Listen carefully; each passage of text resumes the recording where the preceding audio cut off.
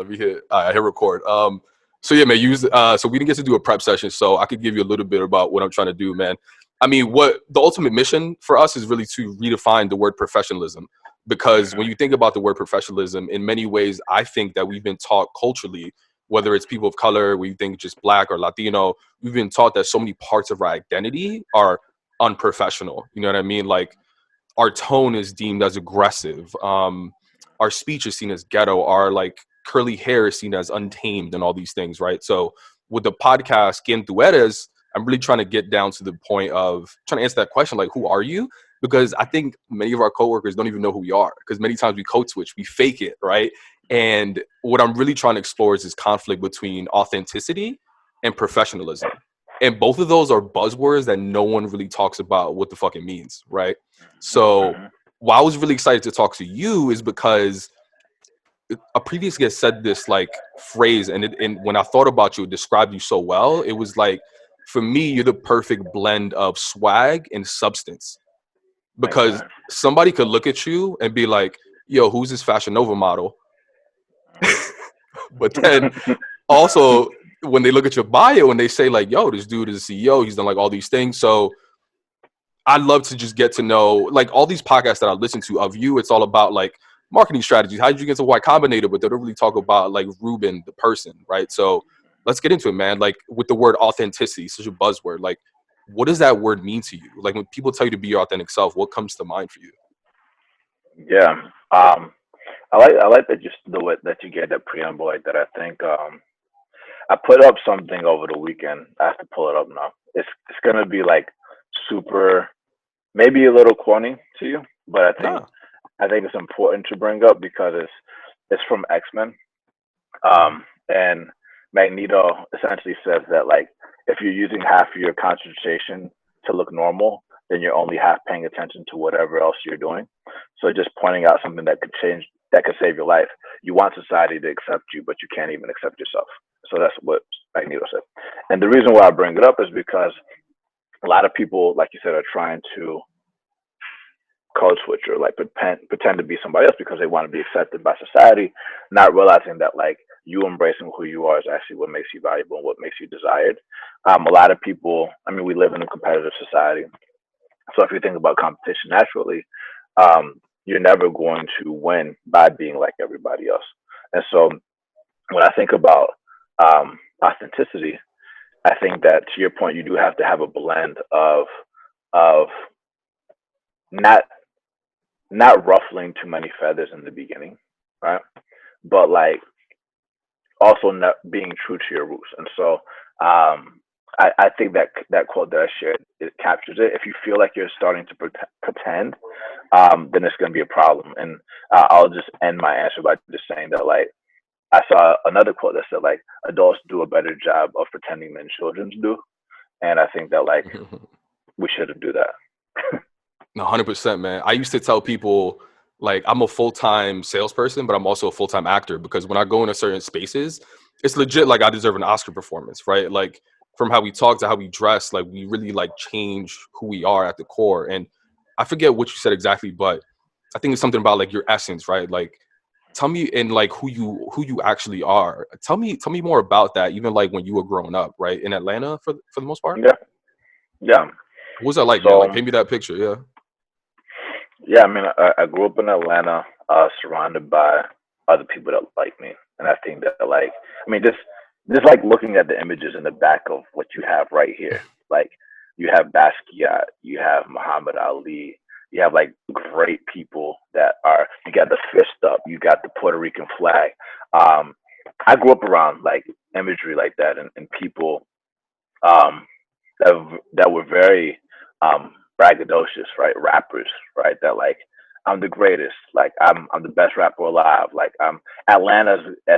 I grew up when New York was still hot, like the place for music, but Atlanta was coming up, like, and being very braggadocious, like Outkast, had Wu-Tang vibes in the beginning, but like eventually, like, the trap sound started coming out with like Jeezy and Ti and all these different people, like Ti was rubbing a lot of feathers, talking about how he's the king of the South. So, you know, growing up, I would say I didn't suffer from a lack of confidence.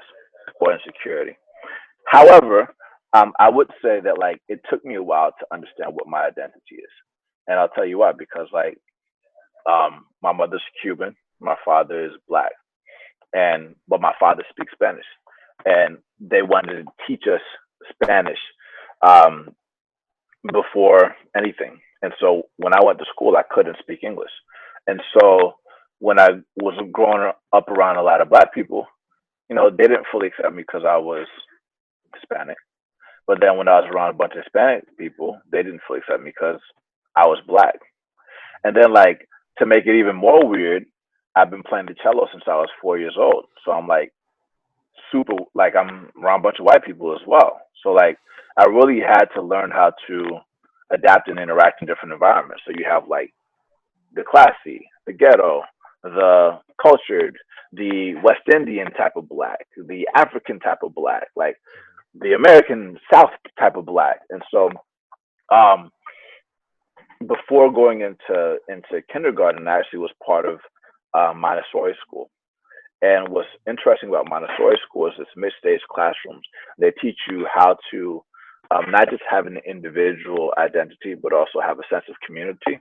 And I always wanted to build something, but I never knew what it was. But I would say like my parents never forced me to be somebody that I'm not or to be like them.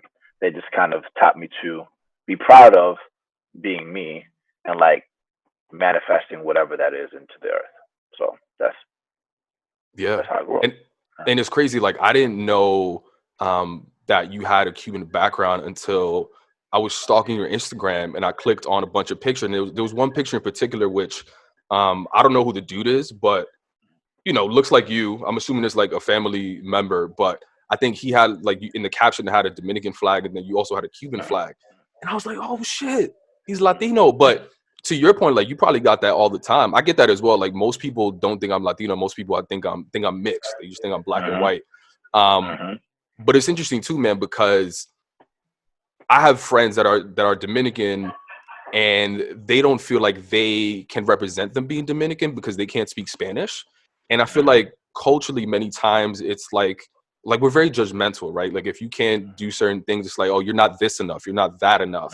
And sometimes, man, like I feel more comfortable around just black people that don't identify as Latino or Latina because there isn't necessarily that like qualifier all the time. Yeah, no, I know exactly what picture you're talking about. It's with my one of my best friends, Pedro Frias, and so he's Dominican. And growing up with my parents, like we listened to Juan Luis Guerra, Bachata Rosa, all that type of stuff. And so like my babysitter was Dominican, my barbers were Dominican. In Atlanta, everybody got a Dominican barber. Exactly. So like that's the roots, and going to the barber is like therapy. Like I still go to the barber weekly.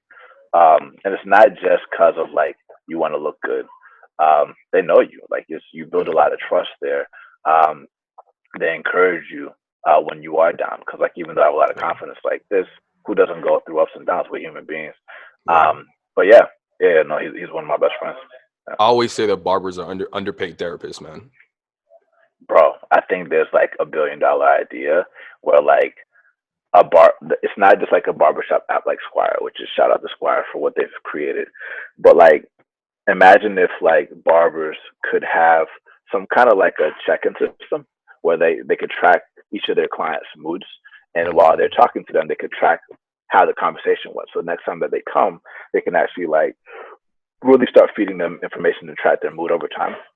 So like barbers not only going through barber school, but also getting coaching to be like therapists, essentially, I think can be pretty powerful, and especially with so much things happening with mental health, because they have an hour of their time, and a lot of times the people that are training with them are like athletes or celebrities that actually have quite a few mental health issues. There's many people that come from trauma. So, and I think it's not just for men, I think it's for women as well. So I think there's something in the psychology space in the hair industry, but that's not my space yet. That's gonna be the next course on Career Karma, 2024. Exactly. All right. Go for it. I was gonna say I already talked to my barber about it. I was like, yeah, I think that would be pretty lit. So anyway.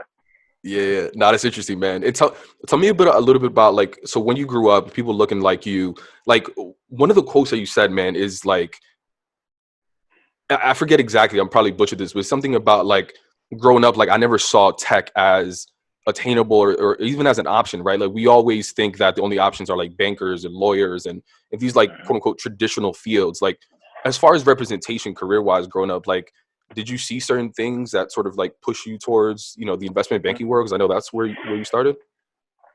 Yeah, so I didn't know what investment banking was till I was 24, 25. So like since I started off as a musician, I wanted to be like big in music.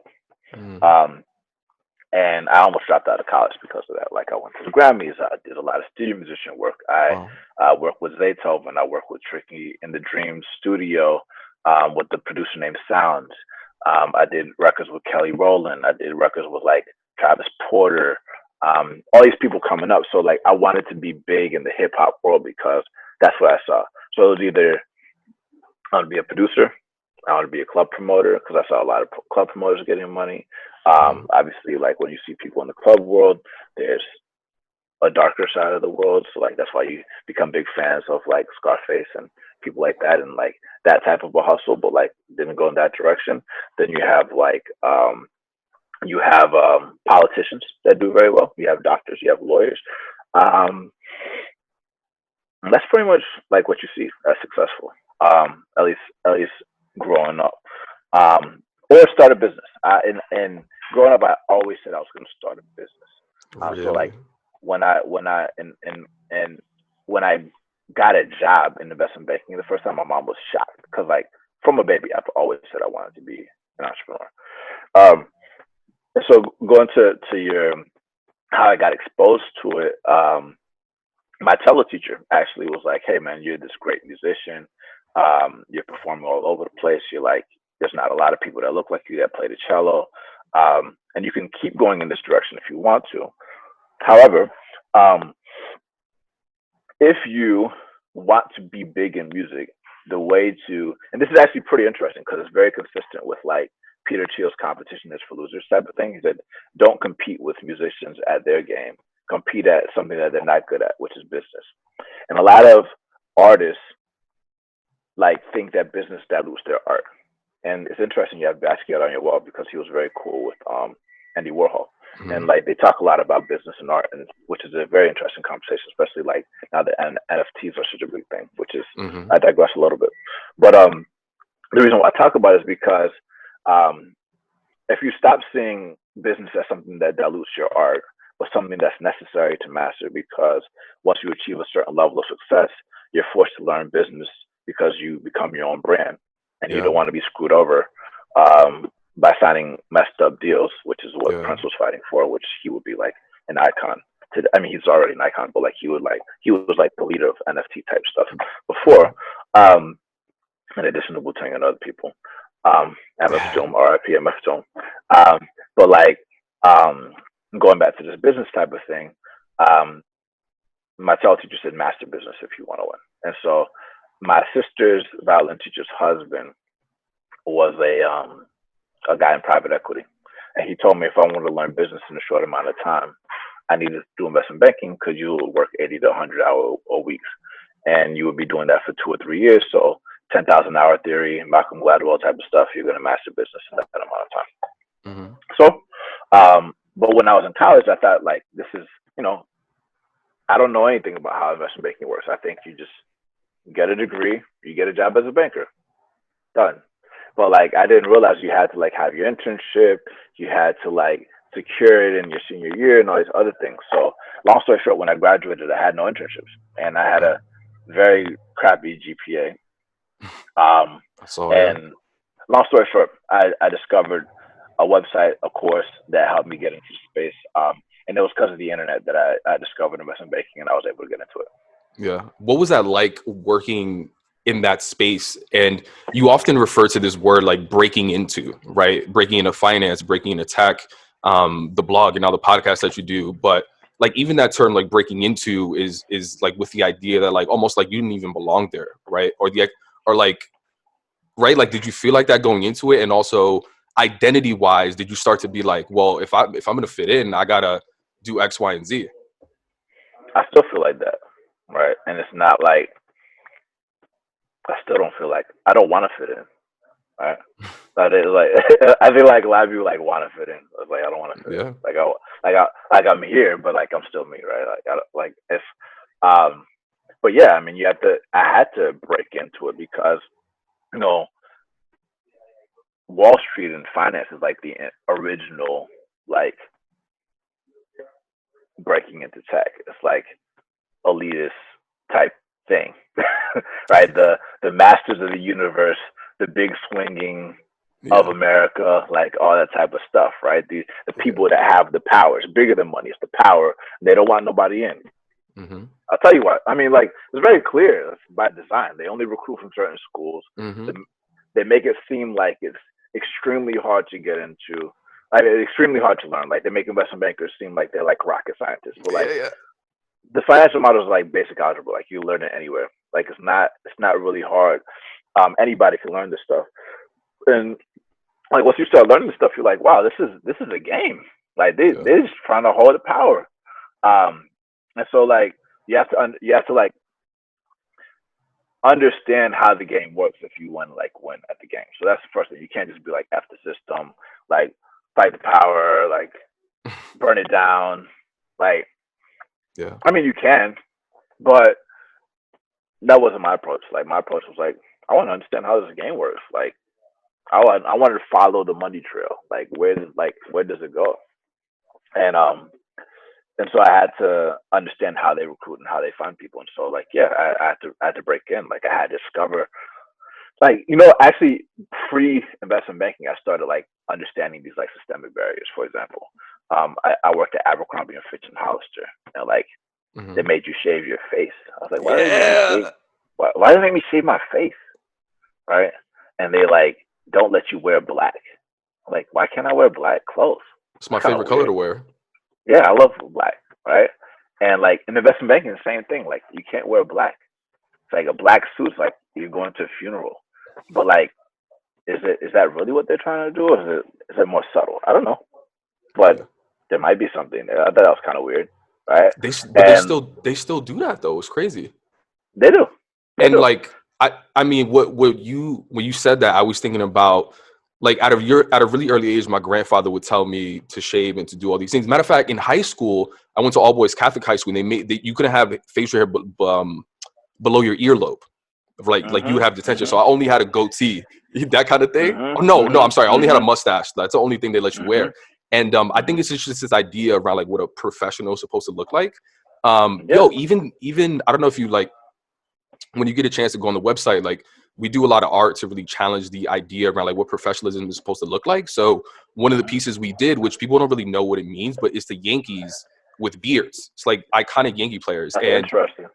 yeah, but all right, so in New York State, they just turned this law back that said it's illegal to discriminate based on like facial hair. So even in high school, so it went beyond hair. It's like dreadlocks, braids. You can't do any of that stuff, right?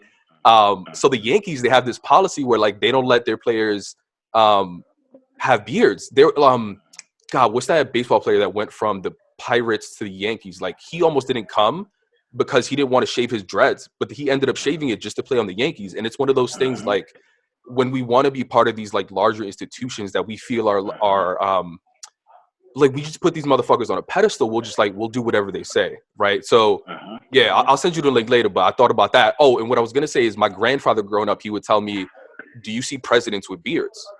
Do you see mhm, CEOs mhm, with mhm, beards? Right? And mhm, do you see them with mhm, tattoos?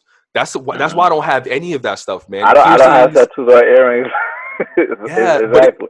I mean, but I wanted to when I was younger. I mean, same, part of the reason why I don't do it is because my mother and father don't want me to do it, which is a yeah, different conversation. But like to yeah, your point, like people would say, it's interesting you say that because there was one of my mother's best friends.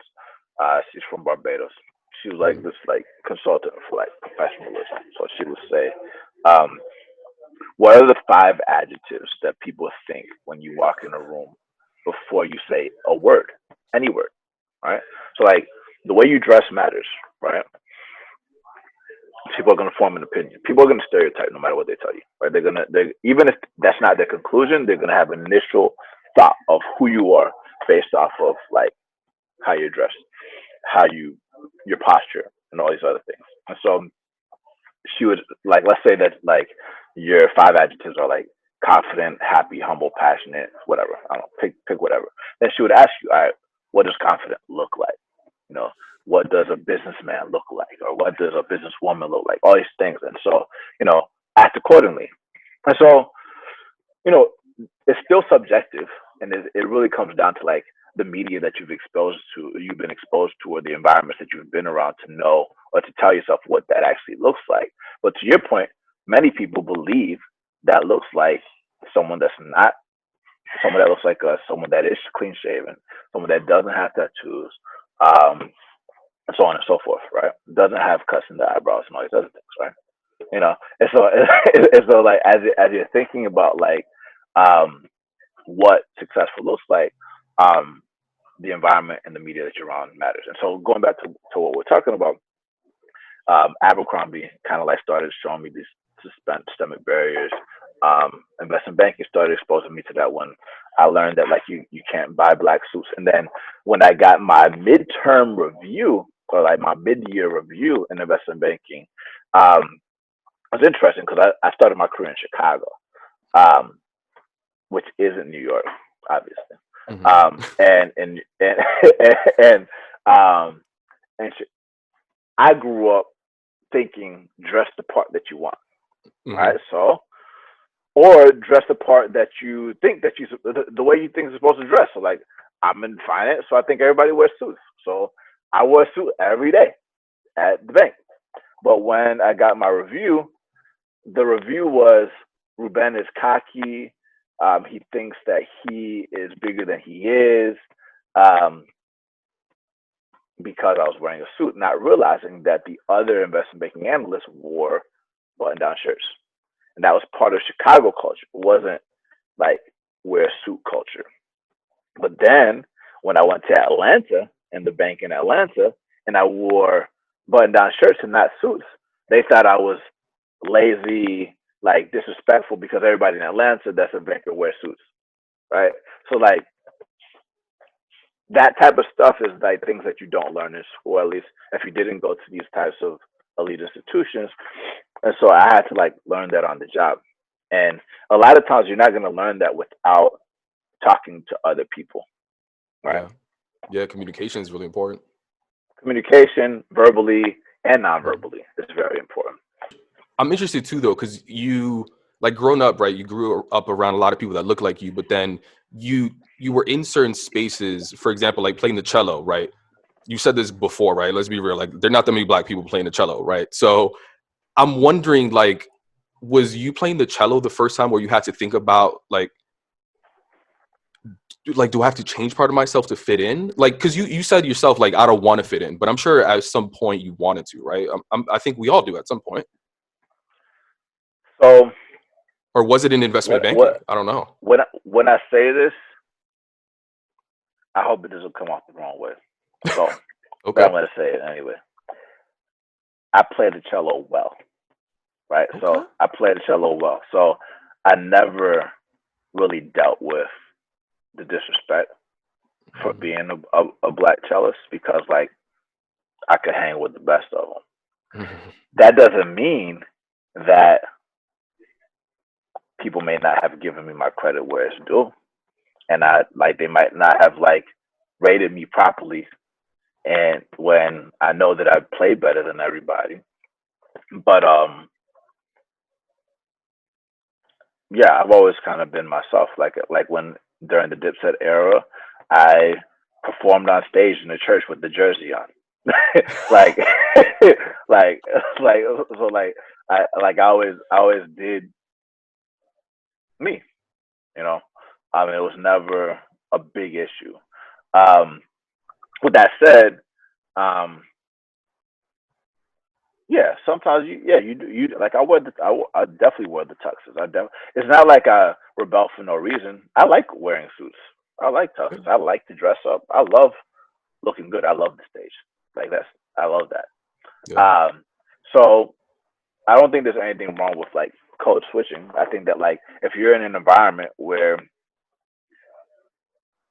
if you're in Rome, act like the locals do. Like if I'm gonna be in Mhm. like I don't know a different country, or if like then I'm gonna like try to like fuel the culture as much as possible. Yeah. So anyway, yeah, I don't know if I answered your question, but that's Nah, how it. nah, that makes sense. Is one of those things like, judge me on my merit of the work that I do and the output that I do, right? So like in many ways, like your confidence probably comes from like the output that you produce, right?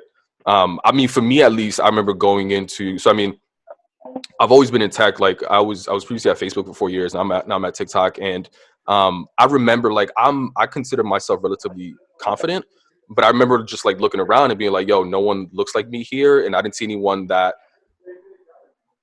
simple question, right? Like people be like, oh, what'd you do this weekend? Right. And for me, I was like, oh shit, what do I say? What do I say? And I would assign myself Dude, homework on the weekends to like, so instead of watching Insecure, which I really want to watch, I saw like 3 seasons of Riverdale just to be able to join in on a conversation because, yeah. So like people would ask me, oh, what'd you do this weekend? And I'll be like, oh my God, I went to this amazing restaurant. Oh, the French toast was to die for.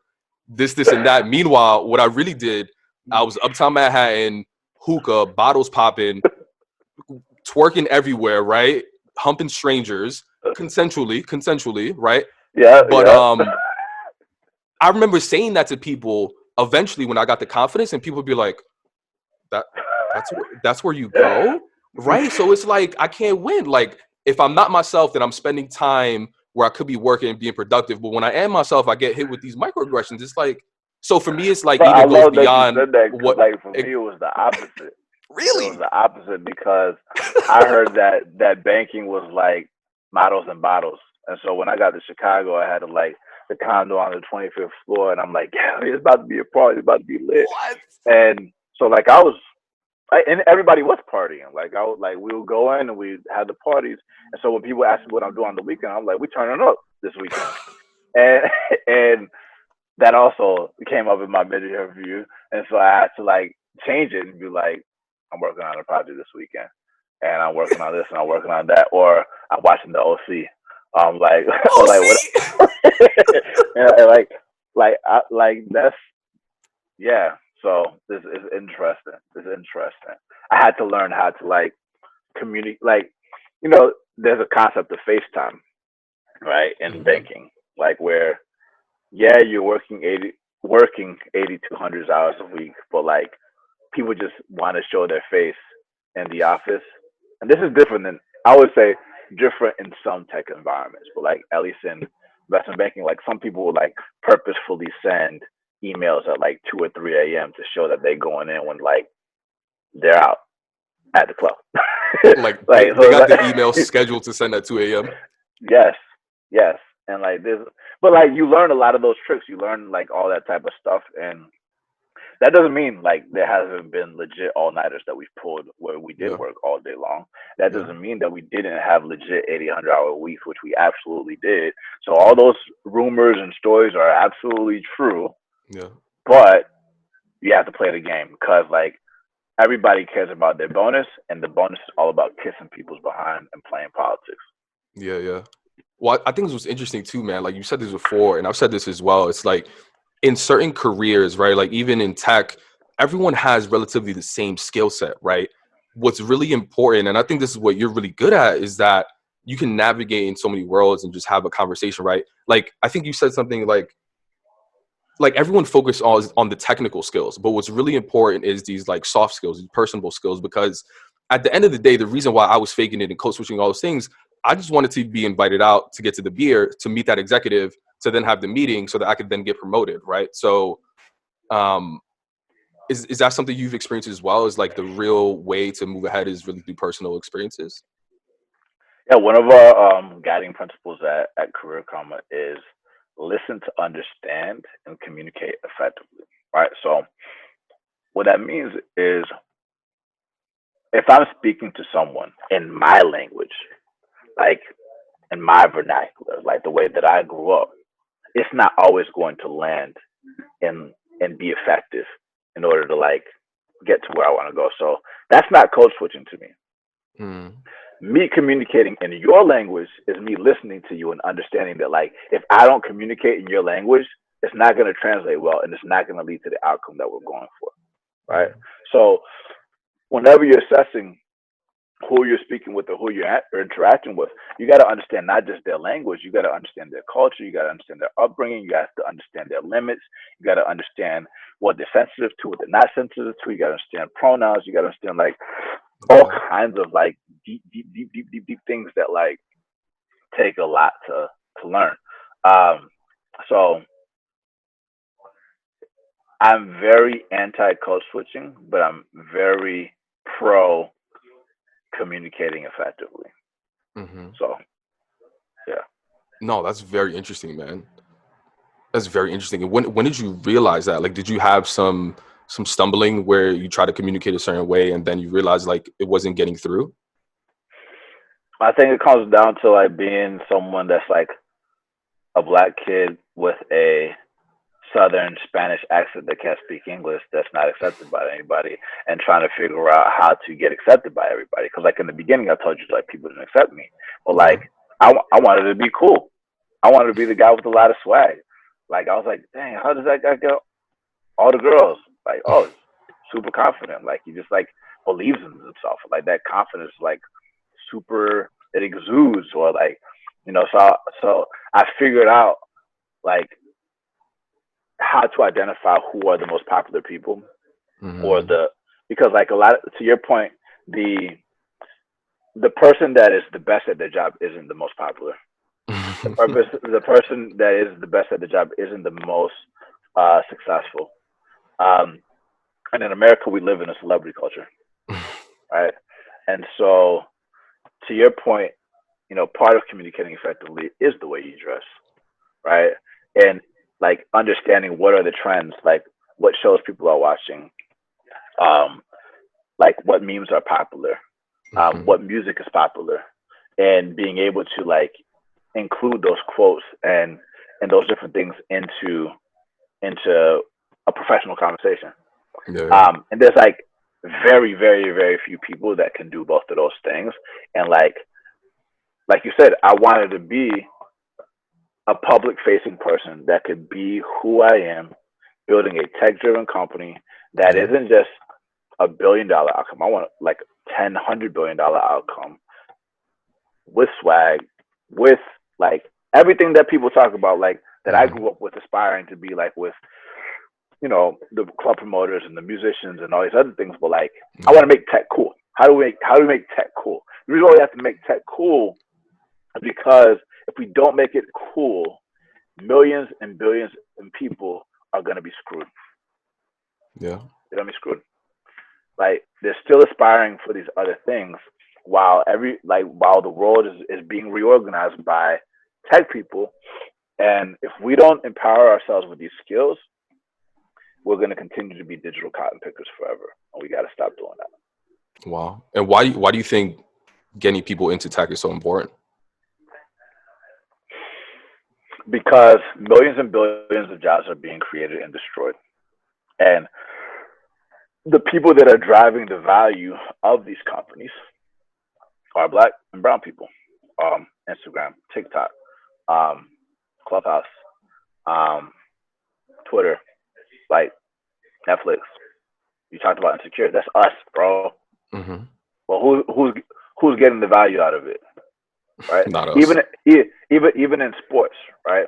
And I might ruffle feathers when I say this, but like the way I see like sports, music, and movies, it's kind of like glorified minstrel shows, right? I've always thought about that. Where Yeah. like, yeah, you got $100 million contract, but like white people sit in their box and watch us play or fight each other or compete against each other and win trophies for each other and get mad when we don't win a Grammy award. Mm. right?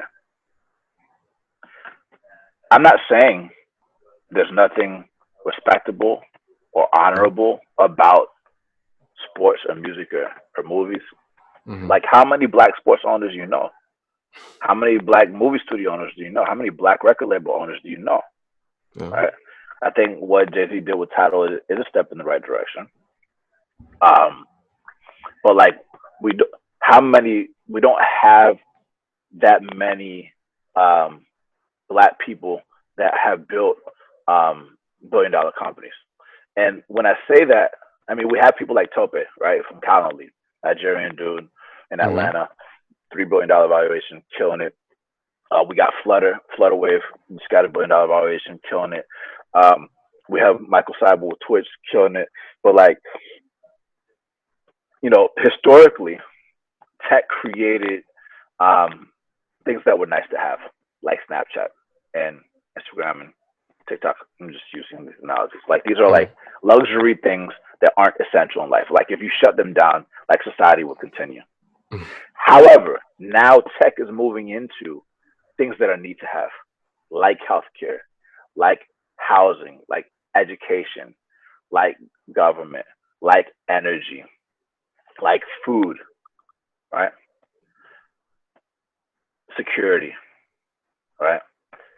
If those things are, let's use security as an example, are created by white people that might have great intentions in their heart, but they're using information that has wrongfully incarcerated black and brown people, that might continue to accelerate wrongdoings against our communities.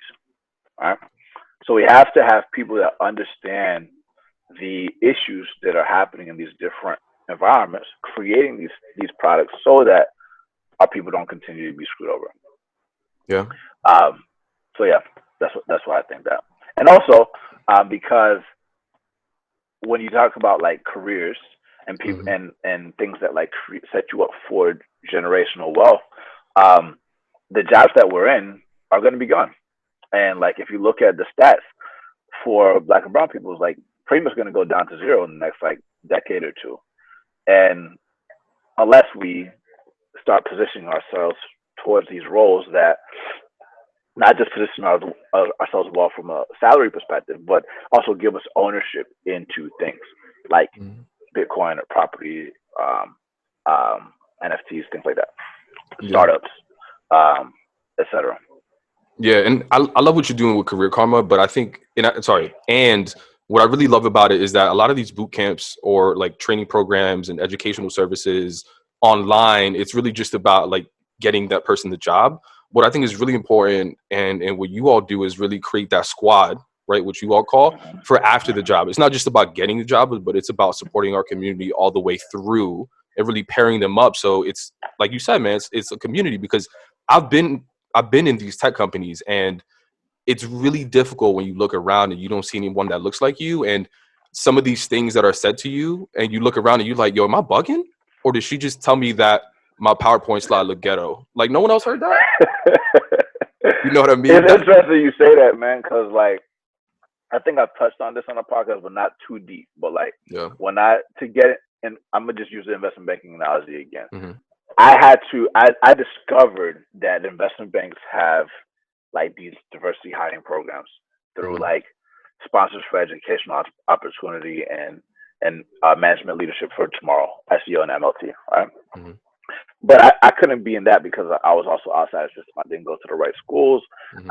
I graduated off time, and so I like hacked my way into the system by like cold emailing everybody, getting the mock interviews, setting up a booth in the career fair, and then being in the bank. And when I got to the bank, even though I didn't go to Morehouse, shout out to Morehouse, they accepted me as one of their own.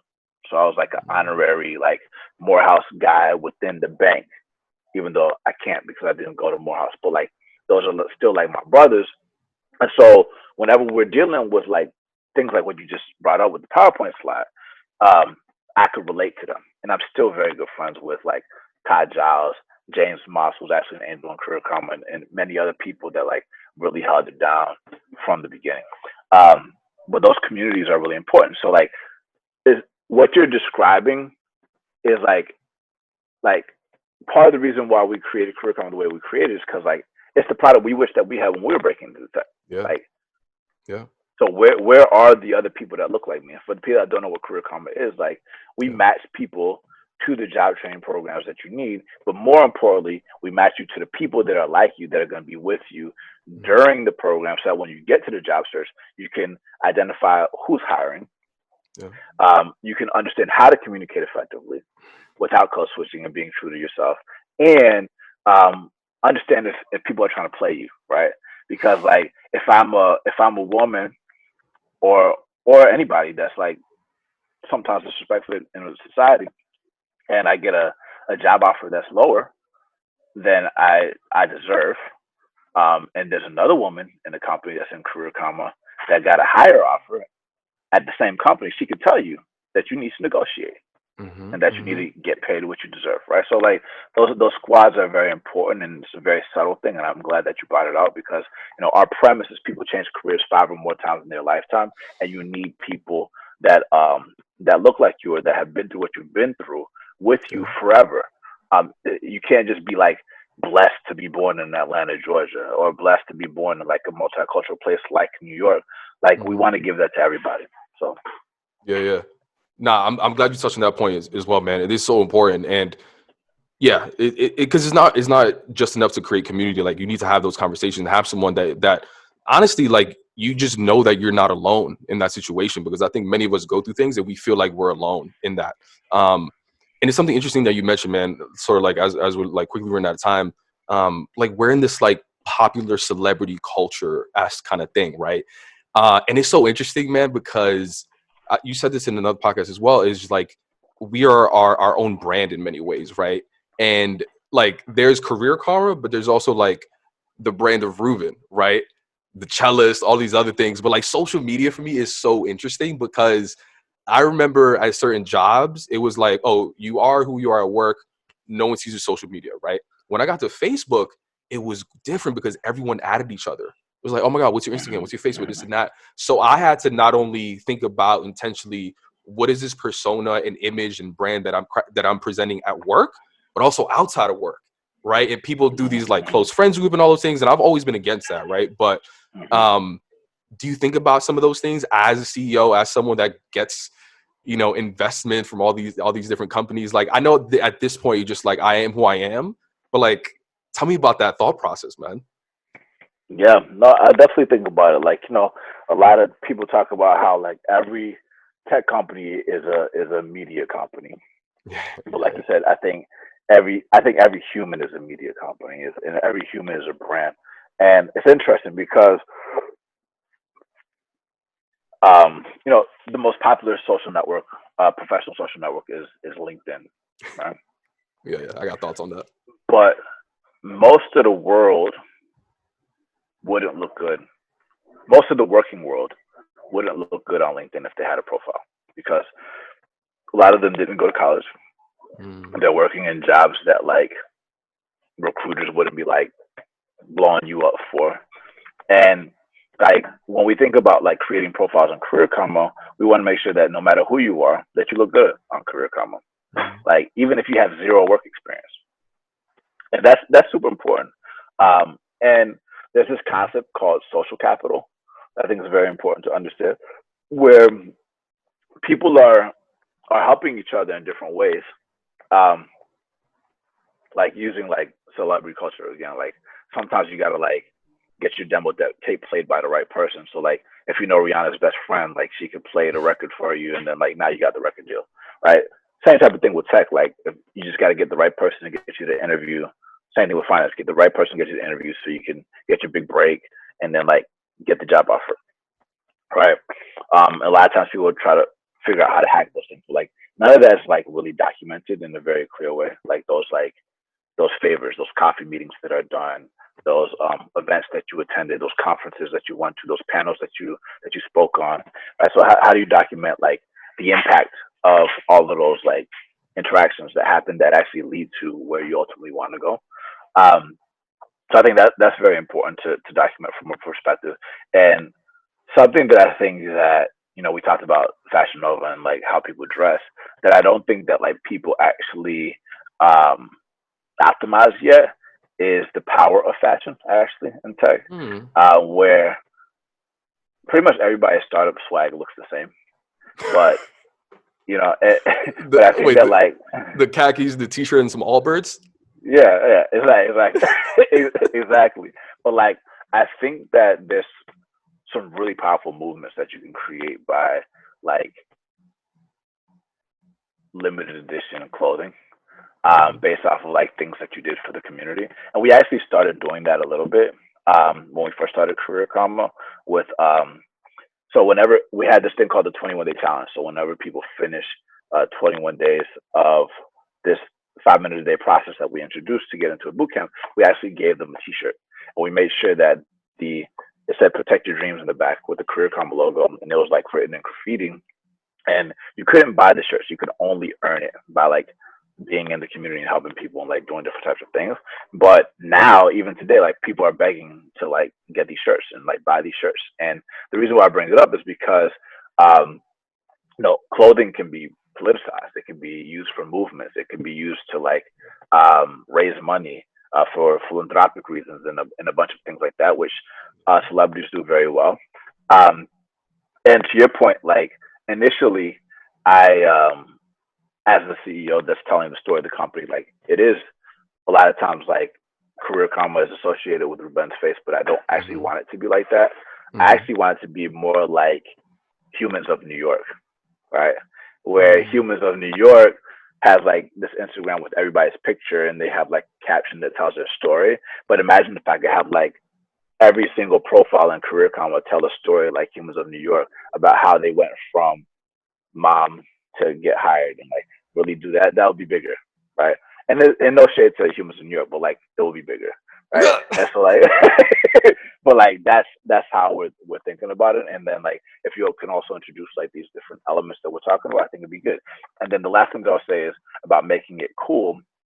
Um, a lot of uh, the people that I love, that I was inspired by, like that are in sports and music and movies, even though I talked about how they glorify mental shows, they're also starting to realize that they're in the game too, and that the real game is in tech. That's why you're seeing things like Mhm. Tidal and the moves that people like Ashton Kutcher are making, or Jessica Alba or Baron Davis. They're making big tech plays that you may not have seen before. Um, and currently, most of the celebrities are talking about investing in tech. But the problem is the athletes and the musicians and the movie stars, they don't really understand how the tech game is played. They like align themselves with a Mhm. VC that knows the game more than they do. They just kind of like giving them the money and the VC Yeah. invests for them. And they're like, Yeah. yeah, we win. Like, shout Yeah. out to Nas. By the way, Nas won the Grammys today, which is great. And shout out to his investment in Coinbase. He has one of the best portfolios out there. But like, it's Uh, important for them to know the game in investing. But the problem with media, and I know I'm rambling a little bit, but like the problem with that's what a media podcast is. is it has an overemphasis on CEOs, entrepreneurship, and venture capital. But what we actually need to be preaching in the media is like how to get just basic tech skills to get in the game, because most people aren't built to be an entrepreneur. And like a lot of people currently don't have the capital to invest in tech like that. So if you Mhm. can get, let's say, for example, we have this campaign called Reskill America where we're giving away 5,000 laptops. If I get 5,000 people to get jobs in tech making $100,000, that's a $500 million impact, right? That they collectively control Yeah. and they have tech skills. You Yeah. could pool that money and you can actually like create like your own companies or invest in each other and do a bunch of things. Like I talked about this with Jay Z's DJ Young Guru. Mhm. We talked about how do we help 10,000 people learn how to code? That's $1 billion impact, right? Yeah. And like really start doing a lot of things. So the last thing that I'll say is like I think that from a personal brand celebrity type thing, what we can do is like really start making tech skills cool and Yeah. make it very clear that anybody can do it, and you don't have to be like just a brainiac nerd. It's just a language. Speaking of communication, that like we Mhm. talked about in the beginning, and Mhm. people learn new languages every day. What's the fastest way to learn a language? Well, if I want to learn French, what should I do? Go to France. Oh, okay.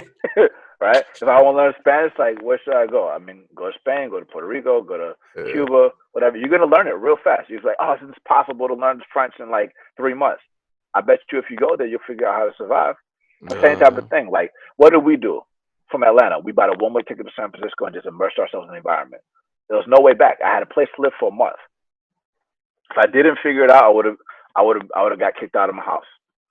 That was September 2014. I'm still here.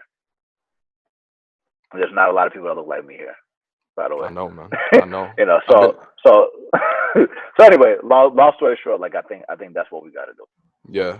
And yeah, nah, for sure, man. I agree on. And as we wrap up, man, just want to say that I love what you're doing, man, because by being you, like you're essentially being a mirror for other people, man. Somebody's looking at you and be like, yo, that dude looks like me. Like if he's in that industry, I could be in that industry kind of thing, right? But it's not even just you as Ruben, right? Because you, with Career Karma, you're also building representation that is so needed, man. And that representation is so important because, they say that, we can't be what we can't see, right? And by you not single-handedly, right? Like you're not doing this alone, but Career Karma, like you are getting so many more people into these environments so that people like me don't have to feel like I'm alone, right? So I just want to say I appreciate it. And I'll end with this last question, man. Like, what's one thing that continues to empower and inspire you to continue being the most authentic self despite where you are?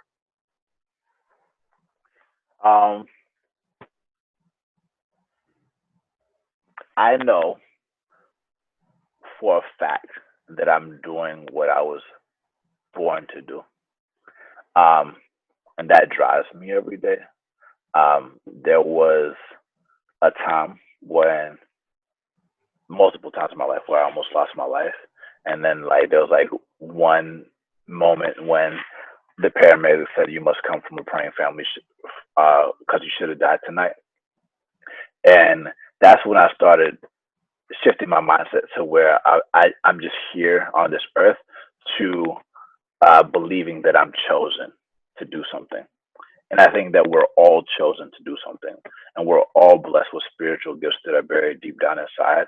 And we have to like move in that way and like not let any minute be wasted because you never know when you're gonna go. And I'll say that that's what I would say. Like if you could start like really truly believing that you're chosen to do something and like just living life trying to figure that out, you're gonna wake up with a fire inside you every single day that's gonna really light you up. I also look at people like David Goggins. David Goggins is a big inspiration to me. And he also has a very similar mindset about like what we are all fully capable of. And I highly encourage people to read his book, Can't Hurt Me.